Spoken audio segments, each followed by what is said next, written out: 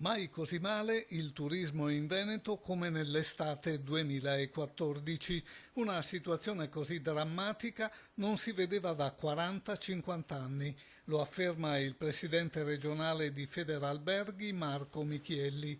Il meteo, continua, ha sicuramente contribuito a questi risultati così deludenti, ma ha giocato soprattutto la defezione dei turisti italiani, travolti dalla crisi.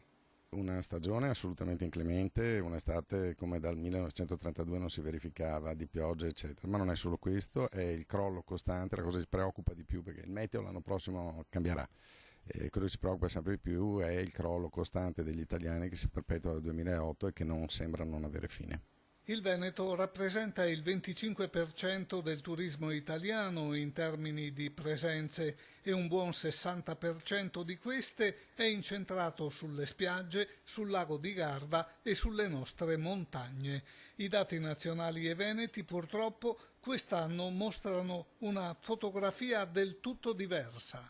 Luglio e agosto per la prima volta vedono segnare da 40-50 anni a questa parte un dato negativo. Il dato negativo che sul livello nazionale si attesta a un meno 0,6, meno 0,9. Per quel che riguarda il Veneto io ho paura che il dato tendenzialmente sarà peggiore. Gli operatori del turismo sono in allarme. Per salvare imprese e posti di lavoro sono indifferibili misure straordinarie da parte del governo. È ora di dare un'inversione a questa cosa, è ora di smettere di considerare le nostre aziende come un bancomat fiscale, perché la pressione fiscale che soffre il nostro comparto non la soffre nessun altro comparto. Noi comprendiamo il momento difficile del Paese, però se si uccidono le aziende il momento difficile del Paese proseguirà.